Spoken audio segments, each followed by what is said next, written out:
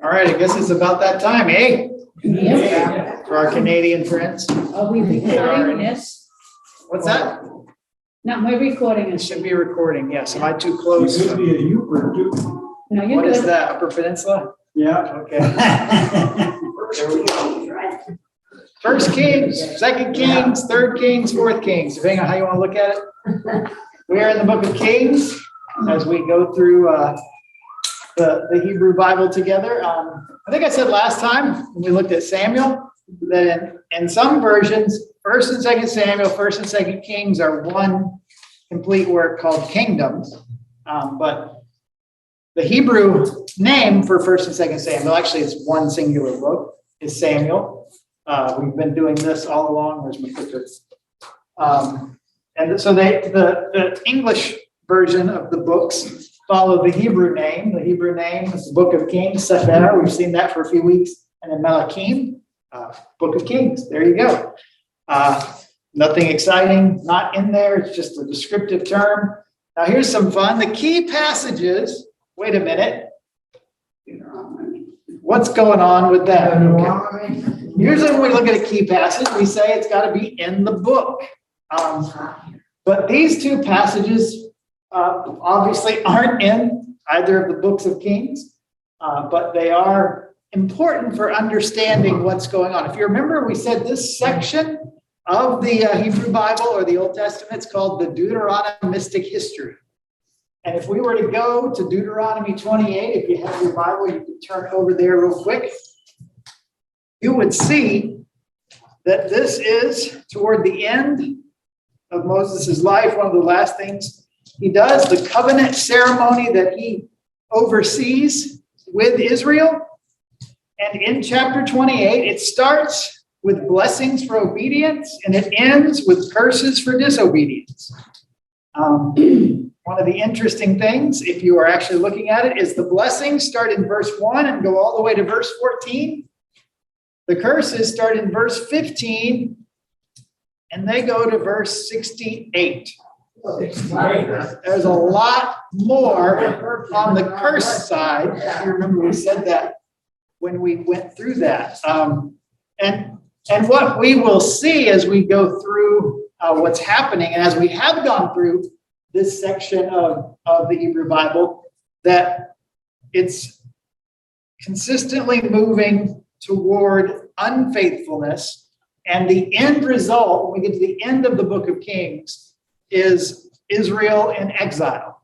So these curses, primarily, that make up the bulk of chapter 28, are being fulfilled in this history that's recorded in the book of Kings because the people were not faithful to the covenant, and God, being true to his word, did that. In fact, we see, I think we said a few weeks ago when we looked at Joshua, Joshua is the record of God's faithfulness to allow the people to go into the promised land and conquer it against all sorts of crazy odds in all sorts of crazy ways.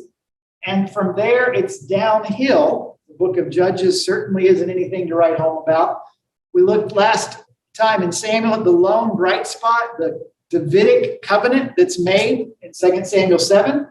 But after that, we'll see in Kings, things just continue to go down. Now, the second key passage I pointed to is a few books earlier in the book of Leviticus.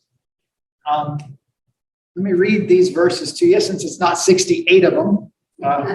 It's just 5 or 6. Leviticus 18, verse 24. Do not defile yourselves in any of these ways. God had just given them all sorts of things, the book of Leviticus, about holiness, clean, unclean, all that sort of thing. Because this is how the nations that I'm going to drive out before you became defiled. The Canaanites, the ones that in the book of Joshua, God used them to expel from the land so they could take it over. Actually, they didn't do that completely, but that's another story. Even the land was defiled, so I punished it, the land, for its sins. And then here's a great verse. The land vomited out its inhabitants. But you must keep my decrees and my laws. The native born and the foreigners residing among you must not do any of these detestable things, for all these things were done by the people who lived in the land before you, and the land became defiled. And if you defile the land, it will vomit you out, just as it vomited out the nations that were before you. Goes and finishes. Anyone who does any of these detestable things. Such persons must be cut off from their people. Keep my requirements. Do not follow any of the detestable customs that were practiced before you came, and do not defile yourselves with them. I am the Lord your God. That refrain that's repeated over and over again in the Torah. And so these two passages, and particularly kind of this, the land will vomit you out, will be fulfilled in what happens in the book of Kings. And so that's why I'm going to call these key passages. For understanding what happens here, you have to understand what God has said. And it's a reminder to us of the cohesion, the unity of the Hebrew Bible, of the scriptures. It's not, we think of it as individual books and whatnot, but there's a lot of cohesion to it. The Torah, certainly, we looked at that a lot, how it flows together. And then these first four prophetic books, as the Hebrews understand them, the former prophets, Joshua, Judges, Samuel, and Kings, living out that Deuteronomistic history that we looked at. And so this is what we will see as we go through the book of Kings tonight. Let's see. Let's just kind of run through an overview, because that's always fun. Maybe it is, maybe it isn't. We start out, Samuel kind of ends with David's, if you remember, we looked at last week, had a few chapters where it talks about the good stuff David did, and there was a rather extended section toward the end of 2 Samuel about the bad stuff David did. And so as he dies early on in the book of Kings, his heir is going to need to come to the throne. In this case, it is King Solomon, maybe a more unlikely heir. It's not the typical oldest son and all of that sort of thing, but Solomon is the heir. So the first 11 chapters of Kings, similar to David, starts with kind of his ascent, does lots of amazing things. That passage about asking for wisdom, he builds the temple, but then he crests the hill and begins to go down. Key among that is his mostly political allegiance that allows him to have, 300 wives and 700 concubines. Just an incredible, I don't know what you'd call that, but that's what he did. And those intermarriages brought in influences from these other places, including idol worship and the like. And that begins to take this united kingdom that David and Solomon are the height of, and it begins to go downhill. Solomon's son, Rehoboam, is going to be his heir for the kingdom, but very early, he is rebelled against, and Israel divides. Instead of a united monarchy, a united kingdom, now we have a divided kingdom. I'm going to jump ahead and have a map here. Hope you can see it. It basically gives you the southern kingdom, which is Judah. Primarily, the tribe of Judah makes up the southern kingdom. And the northern kingdom, which is called Israel, has 10 of the 12 tribes, actually 13 tribes, but 10 of the 12 designated areas of tribes are part of it. But the capital, Jerusalem, and Judah itself is in the south. Just if this is helpful, this was the map we looked at when they settled the land, so you can see the tribal divisions up next to kind of that division. And you see Jerusalem's here, Benjamin, Dan has kind of a double portion, two different places. So Benjamin is sort of observed sending this down here. Not much going on in Judah. Most of it is here. And so right after Solomon, his son comes to the throne. Now interesting is, Solomon was very successful. The kingdom grows. And what he did, like I guess a lot of successful kings that have territory and military and all that, he began to require more from the people through taxes and forced labor to support his building projects and support his army. In fact, it's prophesied that will happen in the Torah. If you want a king, this is what's going to happen. And Solomon brings it true. And that's the catalyst for the northern kingdom to say, we're tired of it. When his son Rehoboam comes to the throne, the northern kingdom says, you're going to take it easy on us? Because if you don't, we're not going to play nice. And so because of that, there's a division. Now this nice united people in the promised land are two different kingdoms. And so then we get into the history sort of in the next section, chapter 12 through chapter 16.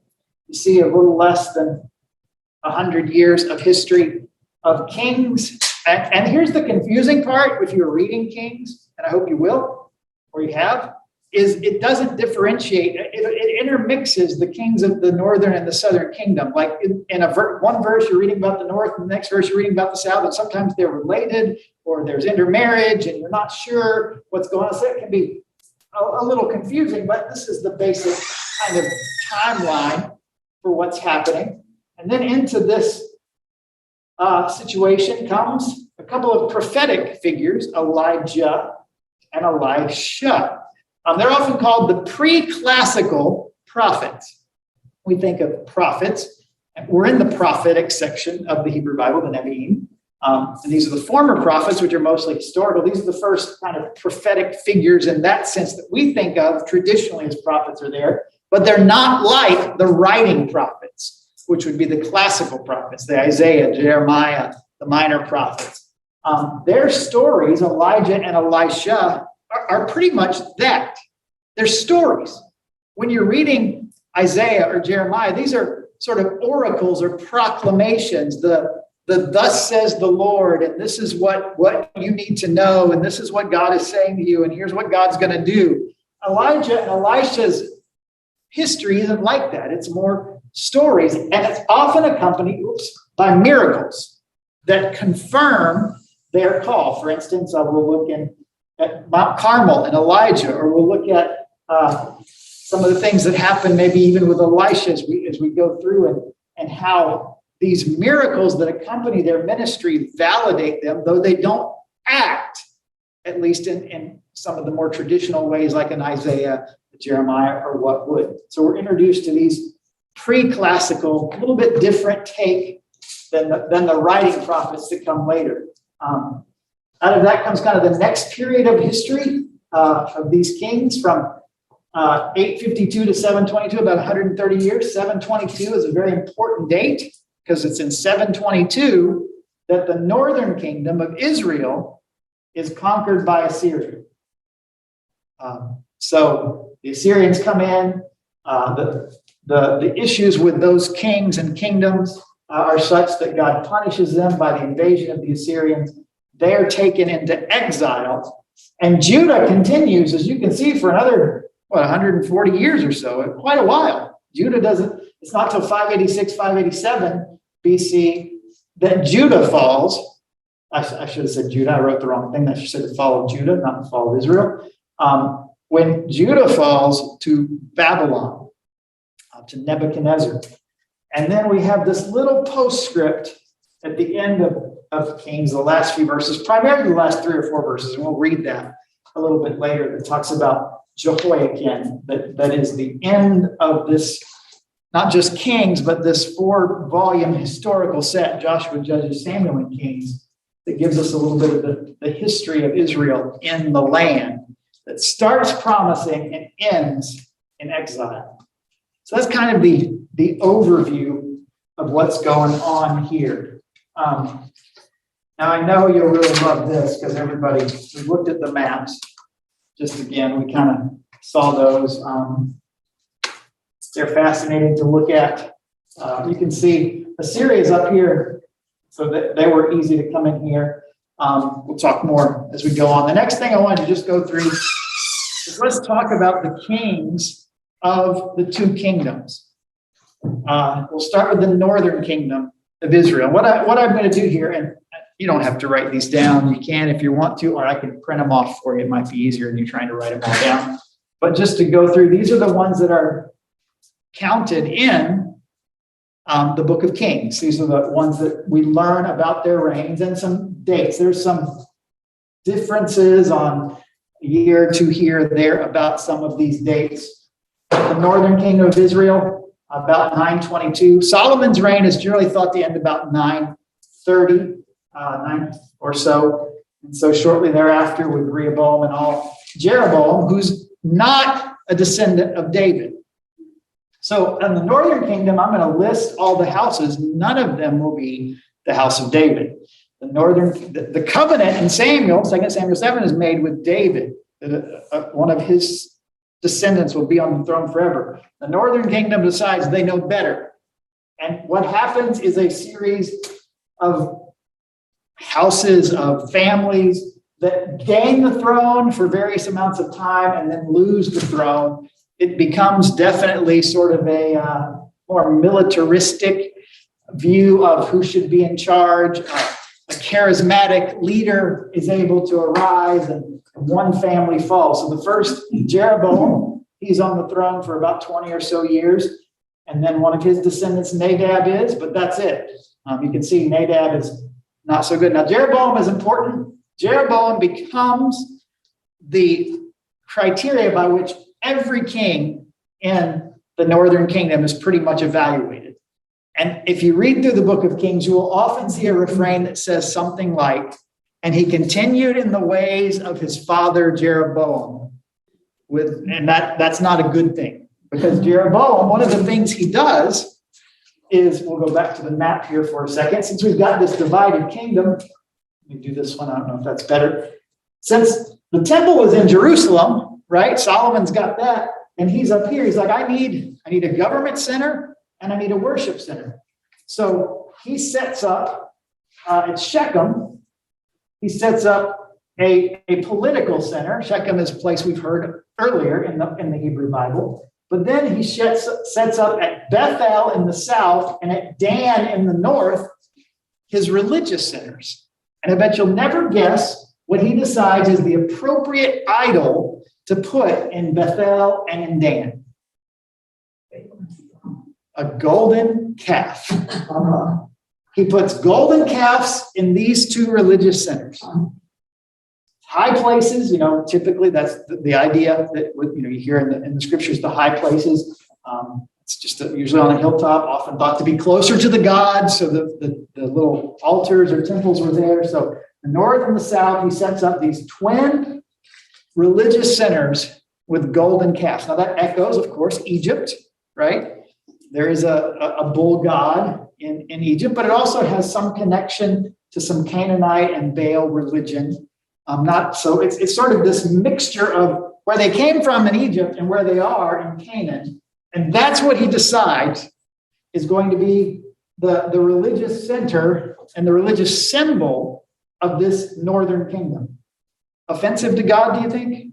Yeah. Just a lot. And so that's why the refrain that says he continued in the ways of his father Jeroboam, whether they were related or not, shows up over and over and over again, because this northern kingdom, from the very beginning, to differentiate itself, did something abominable by setting up these idolatrous places. So Jeroboam starts it rolling, not a good king. He's actually somewhat successful, but not so great. He has a descendant on the throne, then the changes to Baasha.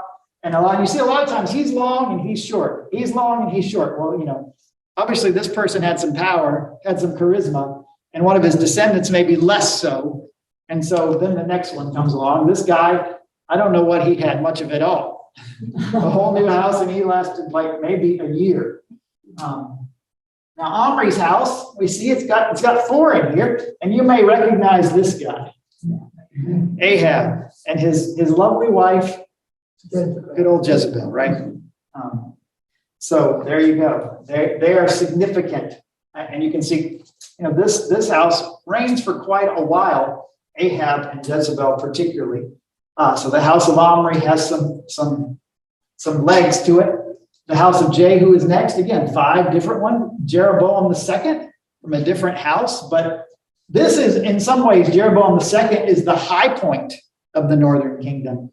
After all the stuff that they've gone through, after Ahab and all his nonsense and all this, Jeroboam II has some success. He has some prosperity to what's going on. And so in some ways, it's the high point. Again, not thought well of, not necessarily a godly person, just successful in some ways. Another 1 year, new house. And the last set of kings. You can see here the house of Menahem, Pekah, and Hoshea. 722 is the magic date when the Assyrians come in, and they've had enough. And now Israel, the northern kingdom, is no more, which brings us to the southern kingdom. Now, the good thing is I can put House of David here and pretty much leave it there, because all but one of these are from the house of David. Now, that makes sense, right? 2 Samuel 7, the promise to the house of David, we see worked out here. Solomon is not in here, but after Solomon, Rehoboam, Abijah, Asa, Jehoshaphat, Jehoram, Ahaziah, goes on. Then here's the one that's not. Also, this is a queen, not a king. Thought to be Ahab or Jezebel's child that marries, is the father, I believe, of Jehoshaphat, or Ahaziah, is related to these two as well, and has a bit of a rebellion and gets to rule for a while.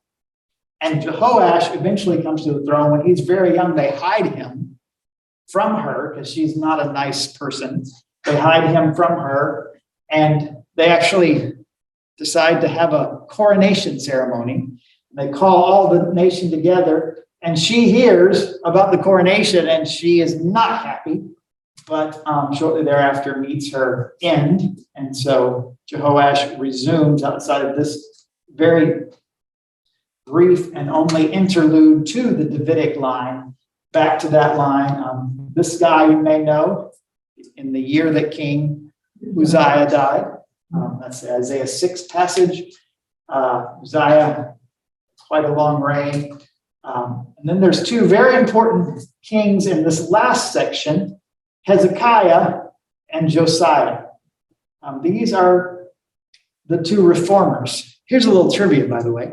Hezekiah is the most often quoted book of the Bible that's not in the Bible. More people think there's a book of Hezekiah as far as a fake book in the Bible than any other. I don't know why. I mean, it's a character in the Bible, and it kind of fits that phrasing. But Hezekiah and Josiah particularly. Of course, Josiah doesn't end well, but nonetheless, Josiah is on the throne. Jehoahaz, Jehoiakim, this is what I love, Jehoiakim, Jehoiachin, and Zedekiah, the last. And then 587, 586, Nebuchadnezzar comes in, and Babylon takes over the southern kingdom, carries over a course of 3 kind of waves, carries out exiles. Early on, actually takes Jehoiakim out, installs Zedekiah as a bit of a puppet king, but it's not until 586 that the hammer falls, the temple is kind of wrecked, and things officially end for the southern kingdom. But we meet Jehoiakim, if you remember in the outline, shows up in the last few verses of Kings. So here's kind of an overview. Somebody called it a scorecard. I pulled this out of a commentary. I thought this was pretty good. So Israel, the northern kingdom, about 20 rulers, 9 different families or dynasties, 7 assassinations, 1 suicide, 1 stricken by God, and all of them judged evil by the historian that compiled Kings. By the way, we didn't really talk about authorship, so I'm going to speculate for a while. Jeremiah may have been responsible for compiling Kings. Others say it was a different way to do it. I'm not sure if we can ever be certain. There's no attestation in it that this person put it together, but there is one school of thought that thinks Jeremiah did it. Whoever did it, the historical record of the northern kingdom, none of them pass. They all fail. And it goes back to the beginning. The first things that's done by Rehoboam is we're going to set up golden calves, and that's going to be how we're going to live. Judah, the southern kingdom, 19 kings in between, 2 ruling dynasties. David is the dominant for those 19. The one other one is the queen. But still, 5 assassinations, 2 stricken by God, 3 exiled to foreign lands. But now only 8 judged good. And in this, to be judged good, just like followed in the footsteps of their father Jeroboam followed in the footsteps of their father David would be one of the ways to say that they're good. And that'd be like the Hezekiahs and the Josiahs and people that do different things like that. So there's kind of the big picture, what we've got in Kings. I remember when I took this in school, we had to memorize all of these dates and know how to list them. So that'll be next week's quiz when you come in. It'll be waiting on your table. So no, obviously, if you remember, we've said, as we talk about, and we're going to look more at some of the things as we go through this, we talk about these historical realities. I've said for the last several weeks, the purpose of the scripture is not historical, it's theological. The purpose of this listing of kings isn't simply to create a historically accurate record, it's to compile the accounts of the various kings to show the nature and character and work of God among the people of Israel. And so that's why certain stories make it and other stories may be left out. Now, don't hear me say, by the way, then that they're not historically accurate, because this history in a book like Samuel and Kings and the like is very important. As we said early on when we tried to look at his history around the Hebrew Bible, there's not a lot of solid, definite things to go on. We have some Assyrian inscriptions that we use to piece things together, but the Old Testament or the Hebrew Bible is a pretty comprehensive historical document. And here's the cool thing. When we talk about different things, there are archaeological finds that validate some of the things. Here's just a few. There'll probably be a lot more, but a couple of significant ones. Hezekiah, one of the things that he does, if you remember the story, is he digs through and under the wall of Jerusalem a water channel, so that in the event the city is sieged, water can still be supplied to the city. Well, there is actually an inscription that's been found that points to that very water tunnel that Hezekiah built. It's in 2 Kings 20 is where that's related. And this inscription is called the Salome inscription that talks about it. So we have that.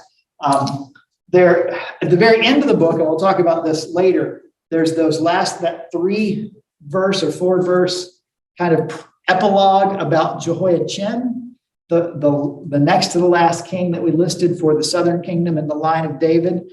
And it says that he was in prison in Babylon, but he's elevated and he's given a place and food from the king's table. And there's actually a Byzantine document that lists the rations that he was given while he was in Babylon. So that's kind of cool. These are archaeological things that have been found that validate, that back up the historical accuracy of the record that we have in the books like Kings. And that's the thing. That's one of the things I have a desire to do, is to go on an archaeological dig one day, just to not to find anything, but just to see. And when we went to the Holy Land, we know that we saw some relatively recent finds, recently unearthed places that were fascinating to me. I could have stayed there for hours and hours just wandering through, like the city of Magdala, where they had the synagogue and stuff. Just remarkable there. Could have done that for a long time. And I'd love to go on a trip and spend some time actually in one of those with some archaeologists and seeing how they piece together these ideas. So archaeology is constantly, there have been times in history where people have said, like this thing in the Bible, there's nothing to support it. We think the Bible is wrong. Well, given enough time, archaeologists dig something up that sure enough has this inscription or that title or this validation for things. So I think that's important. While ancient Near Eastern history, the way it was recorded isn't the same way we would think of writing history, and the purpose wasn't always the same, that doesn't discount its accuracy for understanding the time and what's happening. And it helps us understand as well what God is about and what he's doing, and shows us stuff that he needs us to know about himself. Let's see where I am. Okay. Now let's talk prophets for a few minutes. We've got these two guys, Elijah and Elisha. Fascinating people, aren't they? Elijah's ministry is in 1 Kings 17 on into 2 Kings 2. Elisha's ministry is from 2 Kings 2 to 13. And again, it's stories. It's accounts of what they do. They're sort of the conscience to the rulers. When we think of Elijah, we often think of him and Ahab and Jezebel. They seem to be the ones that are butting heads constantly. And one of the key moments is 1 Kings chapter 18, Mount Carmel. Fascinating account in this book that tells us that there's a showdown proposed between Elijah, the prophet of God, and the prophets of the Baals and the Asherahs. You're familiar with it. They build the altar.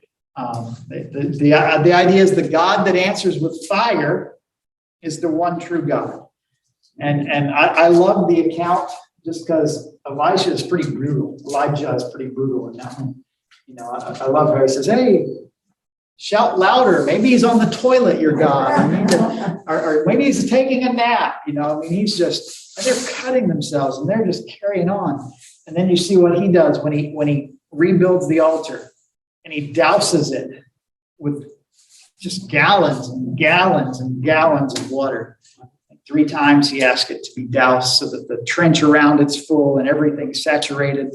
And when you read his prayer, which is direct and short, and God immediately answers with fire, it's a remarkable thing to see. And so really a highlight of this story of the kings isn't a king. But again, who is it? It's God showing who he is, particularly as Elijah ministers in that northern kingdom. Another chart I found that I thought was interesting. When you think about Elijah and Elisha versus the Baal and the Canaanite gods, the Baal is a storm god, right? He controls the rain. So what does Elijah do? He says there's going to be a drought, and there's a drought. It's a direct confrontation with the gods that the northern kingdom have enshrined. Baal is about fertility, agricultural fertility, harvest. And so with the drought comes famine. And yet, that's, again, what's it doing? It's particularly saying that that's not how God works. Your God is powerless. Our God is powerful. Lightning and fire Baal has. Well, that's why the showdown is the God who answers by fire. And that's exactly what God does. Baal is supposed to have some control over life and death, and both Elijah and Elisha heal and raise the dead. Again, showing that Yahweh is much superior to the Baals, to the Asherahs, to whatever gods of that region. And these two characters, though not the same as, again, the writing prophets, very important, the conscience, again, of the monarchy, in the king's ear, in the queen's ear, trying to call them to faithfulness. Very important things that they do. But let me do this next. I don't actually have an outline on this anywhere. So I'll just go here. But let's just run through these two books, 1st and 2nd Kings, and look at kind of the highlight stories. I think you'll be surprised as I was putting this together how many of them you'll be familiar with. Because I think we have general ideas about things that happen maybe in the Old Testament or the New Testament, but we don't realize sometimes how closely these are together. One of the first things is, as Solomon becomes king, what is he's presented with the offer to make a request. What does he ask for? Wisdom. He asked for wisdom, and God is so pleased with that request that he not only grants him wisdom, but some of the other things he could have asked for. Prosperity and all that goes with that. And to demonstrate his wisdom, the classic, the two ladies with the one baby, and what's you know the story, right? What you need to do is, how do you figure out whose baby it really is? He said, well, here's what we'll do. We'll cut the baby in half, and you can have half, and you can have half. And the real mom says, no, give it to her. And then the mom that's not the baby's mom says, sure, fine, I'll take half. And he once again proves this wisdom. And this is what allows his ascent. This is what allows his prosperity. He chooses wisely from the very beginning of his reign, and God blesses him in many ways. And one of the great ways God blesses him is that he allows him to build the temple. A few chapters later, chapters 6 through 8, Solomon's building the temple. David desired to build the temple, but God would not let him. He let him kind of get the place for it, and he moved the ark to Jerusalem, but he won't let him build the temple. But Solomon gets to build the temple and gets to dedicate the temple. And it's kind of a big moment for the people of Israel. The ark is brought into the temple. Solomon himself prays this prayer of dedication, and the people gathered together before the altar, kneeling with hands spread toward heaven. He stood and blessed the holy. So the dedication happens. It's this remarkable high point. Solomon, from chapter 1 to chapter 9, is on the ascent, right? So these things happen very early. Of course, as I already said, Solomon has a weakness, maybe something that's going to be his undoing. And so he loved many foreign women besides Pharaoh's daughter, and it lists them all. And verse 7 of chapter 11, on a hill east of Jerusalem, he built a high place for the detestable god of Moab, and for Moloch, the detestable god of the Ammonites. And so the Lord said to Solomon, since this is your attitude and you have not kept my covenant and decrees, blessing and cursing, right? Right back to Deuteronomy 28. And you have not kept my covenant and decrees, which I command you, I will most certainly tear the kingdom away from you and give it toward one of your subordinates. Nevertheless, for the sake of David, your father, I will not do it in your lifetime. I will tear it out of the hand of your son. And that's the prophecy that leads to the next major event, and that's that division of the kingdom between Rehoboam and Jeroboam that we see very much happening in chapter 12. And then the golden calves, which we've already referenced, are put, the high places are made at Dan and Bethel. And then we get to the next section, which is, we just talked about Elijah and Mount Carmel. 1 Kings chapter 18 is a place where we see that showdown. It's quite the whole thing is it's not, and that showdown is remarkable, but what happens afterwards is also interesting. You remember the aftermath, that after it, Elijah sees a little cloud and he tucks his cloak and he runs faster than the king back to the place. And he gets word that Jezebel said that by this time tomorrow, what happened to all, because he has the prophets of Baal and Asherah murdered, killed, slaughtered, what happened to them is going to happen to you. And Elijah has a panic attack and he runs for the hills, right?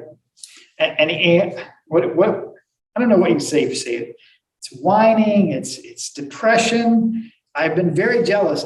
19 verse 10. I've been very jealous for the Lord God Almighty. The Israelites have rejected your covenant, torn down your altars, put your promises to death with the sword. I am the only one left, and now they're trying to kill me too. I'm sure he said it just like that. And the good news from God, if you remember, is not too long after that. He says, I have reserved for myself 7,000 in Israel who have not bowed the knee. That's from 1 to 7,000 is a pretty big jump, right?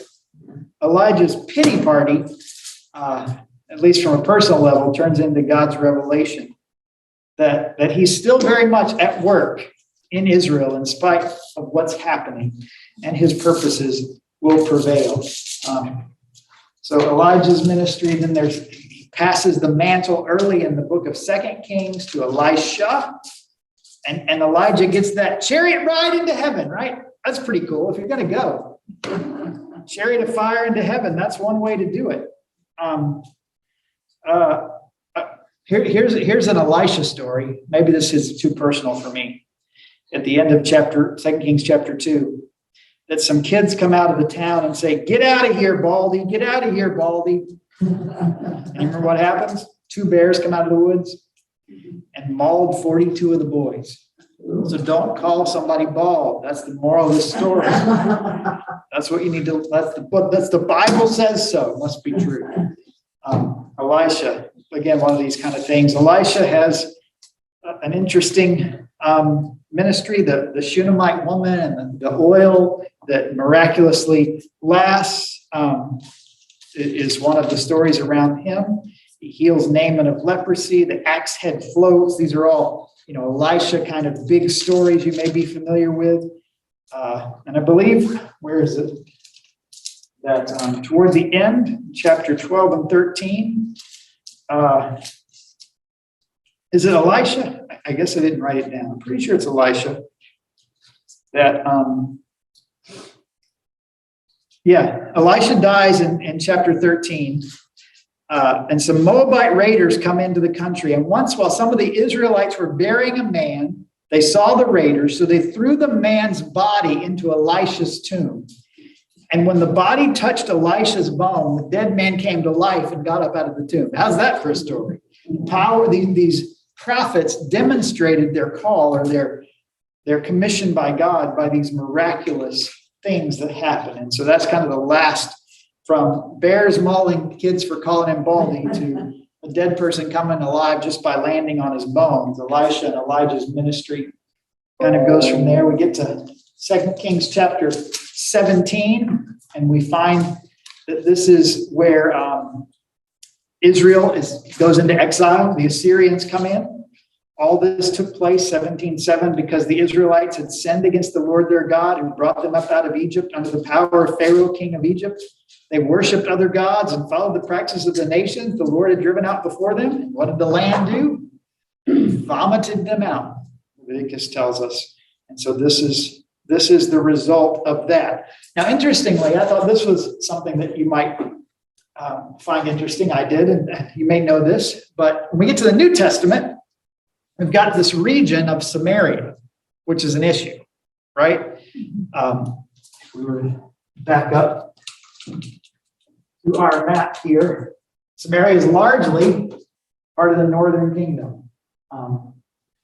It's in the New Testament days, the Jews don't like the Samaritans. The fact that Jesus talks to a Samaritan woman and goes to a Samaritan town, the Jews would go out of their way to go around Samaria when coming to Jerusalem for festivals. There was a dislike. Even in the book of Acts, as we've been going through it, the fact that Philip goes to Samaria and the gospel goes and the people are given the Spirit and the apostles come and they have to see it. They were there when the Spirit is given. They have to see it with their own eyes to believe that could happen. Well, a lot of it goes back to chapter 17 of 2 Kings when the king of Assyria takes Israel into captivity, but he doesn't want to lose what would be property, territory, potentially even productive territory. Or we've got the Jordan River and the valley and the productivity that can come from that. So he resettles that area. It says, the king of Assyria brought people from Babylon, Kuthath, Ava, Hamath, Sepharim, and they settled in the towns of Samaria to replace the Israelites. They took over Samaria. They lived in its towns. When they first lived there, they did not worship the Lord, their God. So they continued. Obviously, the Israelites that were there weren't worshiping the Lord, their God. And then a little bit later, when we get to kind of the post-exilic prophets like Ezra and Nehemiah and the resettlement of Jerusalem, these are some of the people that come down and give them a hard time. And so the hatred in the New Testament of the Samaritan region goes back to this captivity, the resettling of this area, not by Jewish people, but by these various nations. And so that idea that they wanted this line, the genealogies that have played such an important part in the Old Testament already and play a part in the openings of the New Testament, they couldn't trace their line. There was a much mixed blood there, which became an issue for the Israelites. Of course, was an issue for God because the Spirit was given and people were saved. And so that's the beginning of kind of that New Testament reality happens all the way back here. I mentioned earlier Hezekiah, which is a little bit later. Where is he? Hezekiah's reform and prayer is in the next couple of chapters, 18, 19. And then Josiah, a few chapters later in 22. Josiah is very significant. He's very young, 8 years old when he became king, which is pretty good. I mean, it's not a bad job to have at 8. I'm going to get a job at 8. I'd take king. Maybe that's not the best way to start, but he finds the book of the law. Somehow it'd been put aside even for Israel, and he brings it back out and he renews the covenant. And I believe he institutes the Passover, some of the festivals again. He has the people do that, and it's a remarkable renewal. Of course, it's short-lived. It's not that long after that he passes, and things go back downhill, and we get to chapter 25, and that's when Jerusalem falls. Jerusalem falls to the Babylonians.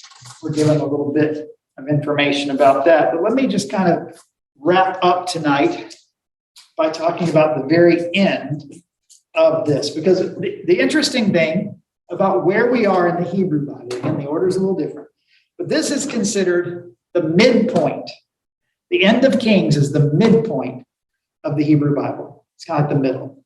Now, if you counted verses or pages, it may not be, but it's the conception from the Hebrew Bible point of view. And at the midpoint, we've had a consistent storyline from Genesis to Kings, from creation to the fall, to the selection of Abraham and his family, to the rise of the nation of Israel taken to captivity, to their deliverance and the Exodus, to their wandering in the wilderness, their settlement in the land, in Joshua, to the beginnings of the monarchy, through the judges, and to David and Solomon, the height of the monarchy, to this divided kingdom, to eventually the exile of both kingdoms. This is the storyline of the first half of the Hebrew Bible. Now, in a lot of ways, the second half is going to be a lot of commentary on it. For instance, when we get to the writing prophets, next, we see that they line up with a lot of these kings, and they line up with a lot of the history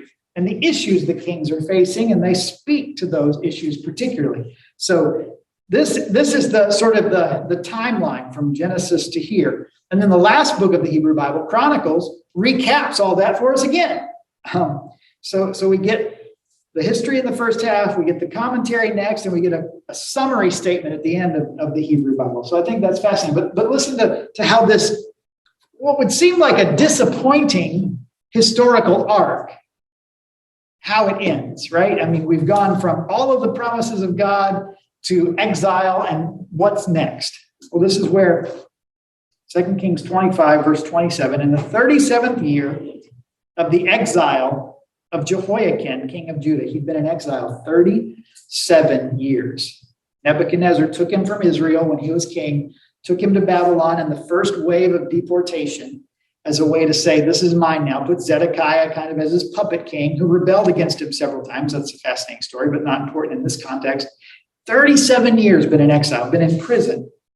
In the year Awel-Marduk became king of Babylon, he released Jehoiakim, king of Judah, from prison. 37 years he'd been in prison.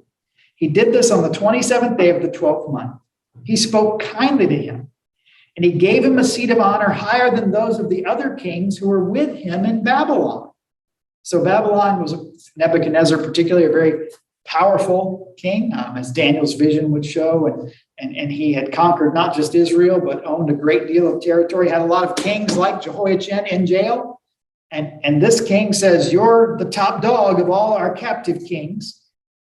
And so Jehoiakim put aside his prison clothes, and for the rest of his life ate regularly at the king's table. That's that inscription we have that said what he ate comes out of this. Day by day, the king gave Jehoiachin a regular allowance as long as he lived. It's an interesting ending. Now, so we're at the midpoint, and everything looks bad, right? Things aren't looking good for Israel. And we've got this sort of appendix to the book of Kings that says, don't fear. That 2 Samuel 7 promise that there's a king in the line of David that will always be on the throne. He's still there. God hasn't forgotten. It looked bad. He was in prison 37 years and the temple's been destroyed and everything. But Israel has this appendix, this epilogue that says the house of David is still intact. The hope and the promise of God is not done. Dare I say that the tree of Israel has certainly been knocked down a notch or two, but there's a tiny shoot that's begun to sprout, which is exactly what Isaiah chapter 11 talks about. If you remember a few weeks ago around Christmas, that word for shoot is natsar, and Jesus was from the place of the shoot, Nazareth, and the scriptures say he will be called a Nazarene. The shoot, the stump, the twig, the stick, still there. God's promise hasn't been, and I think the hope here isn't that there'll be a king back on the throne, but I think this is another messianic moment, another messianic point in the story, that God's still at work and he hasn't abandoned his people and he hasn't forgotten his promise. And so the first half, the historical half of the Hebrew Bible ends with that little note of hope. So as always, your homework is read the Bible. Make what we talked about tonight, hopefully put some context around it and enjoy it. Any thoughts?